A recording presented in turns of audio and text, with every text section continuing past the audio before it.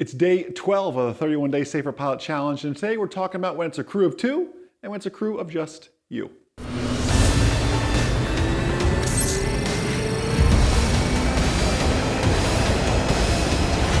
Welcome to the Safer Pilot Challenge. MzeroA Online Ground School, MzeroA Nation, Jason here. What is happening? How are you all doing? Day 12. Who is 12 for 12 in the 31-day Safer Pilot Challenge thus far? Check in down below. So excited to share here in the studio with you all today this idea of crew resource management, and then we're going to talk about some single pilot resource management as well, some strategies that I use from flying with my wife Magda to flying with another pilot like Matt or Coach Ray, or just the times I'm flying by myself.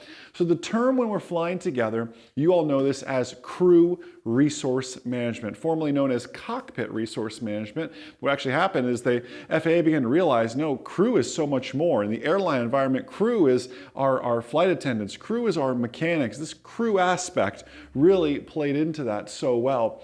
And the most important thing here when you're flying with somebody else is you need to determine who is the pilot in command. Let me tell you something. This is true in aviation, this is true in business. Co-leadership is no leadership. You can't have two PICs in there. Somebody needs to be the one to really answer to and make those tough decisions and the smart decisions and everything else. That PIC needs to be decided prior to the flight.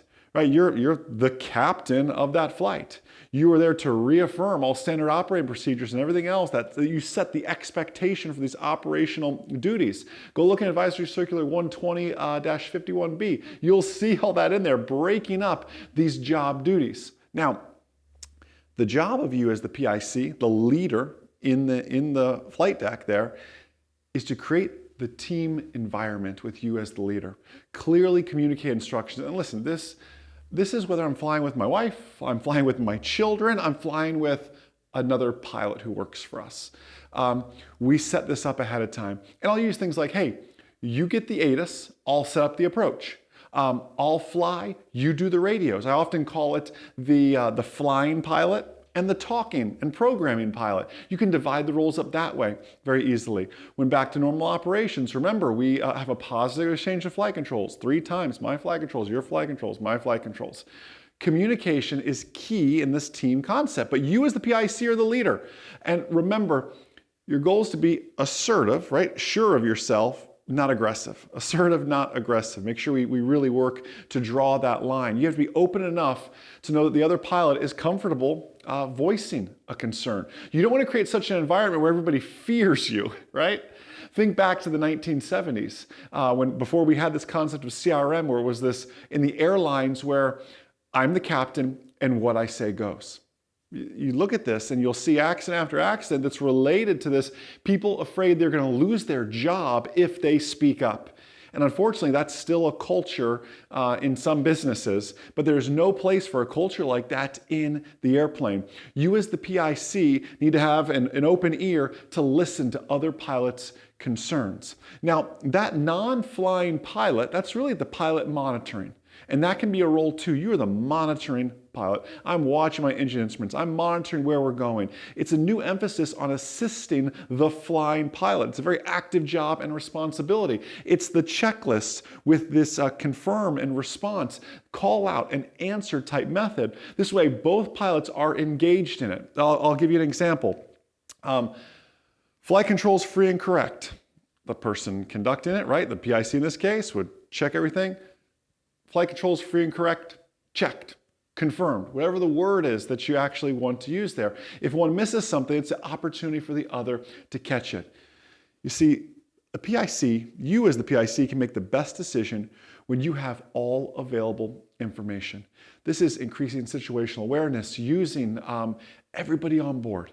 You know the story of when little Ella, she's 8 now, she was 7 at the time, when she called out, "Oh, I'm counting the water droplets coming off our wing, Daddy."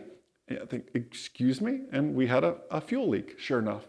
It's your passengers, it's your children, it's ATC, it's your electronic flight bag, it's everything. Don't be afraid to ask for help. It's other pilots in the area that can relay info for you and that you're listening to. Now let's take that same concept, because I realize you're not always flying with someone else. Sometimes you're flying single pilot, and we call that single pilot resource management. And for this, the FAA gives us what's called the 5P approach. This is on your commercial written test, so be ready for that. It's the plan, the plane, the pilot, the passengers, and the programming. The 5 Ps. The plan, it's all basic elements of our flight. How is the weather? How much fuel is required? What is the route that we're going to be flying? Do I have current publications? And remembering that my plan can change. Diversions do happen, right? What about the plane? Am I familiar with all the systems, characteristics of this airplane? Am I proficient in the operations, including optional equipment? Am I ready to continuously monitor for abnormal events? Next P is my passengers. Are they potential distractions? Again, I fly with a now 8-year-old and a 5-year-old quite often. That ISO button becomes real powerful sometimes with potential distractions. But you could deal with passengers who are dealing with anxiety, illness, a million questions. How are you the pilot? We've talked about the I'm Safe checklist ad nauseum here, but you need to realize if you're not 100%, you're just not going. Then here's a big one that gets neglected, is the programming. How are you the pilot with the programming? Is that iPad going to be a blessing or a distraction to you? Is that G1000 going to serve you, or is it going to be a jailer and keep you behind the airplane when it's meant to help you simply because you don't know it well enough? You see, you can program everything well ahead of time and just know how to work on everything, know how to clear a flight plan, make a new flight plan, jump to a new waypoint, because ATC is going to throw you all these little kinks. Single pilot operations required you just have a continuous hold on those 5 Ps. You have to always stay several steps ahead of the airplane. We always talk about that, stay ahead of the airplane. But what does that really mean? It means stay ahead of my programming, my communications, thinking ahead of the airplane. Some things I think about in the single pilot environment. Am I tired? We work a lot at MzeroA. Like, we put in some long hours. It could be easy to be a victim of some acute fatigue. Do we just need to rest? Maybe I should make some shorter flights instead of trying to make it all in the same day. Maybe I should do a daytime flight to reduce potential hazard. You know, it's winter time now, and the days are just so short and everything else. You know, when I think of CRM and SRM, I look to the airlines. United Flight 173, we talked about it last year in the 31-day Safer Pilot Challenge. We asked the question, how does a professional flight crew run out of fuel in VFR conditions 8 miles from the airport? Right? It was a crew that was afraid to speak up to the captain. But then we learned from that CRM, and 11 years later, you remember United 232. An amazing example of how Captain Haynes used CRM to reduce the tragedy in Sioux City. If you remember back to that, 2 accidents, look up United 173, 11 years later, United 232. Look at the contrast in each of these. Hey, how are you doing? First off, who is your crew? That's what I want to know. Who is your crew that you're flying with? Maybe give them a shout out in the comments down below, because a pilot's only as great as their crew sometimes with that. So shout out to my 2 little ones, Ella and Gavin, and my wife Magda. That's who I spend the most time flying with, and Gavin's still convinced.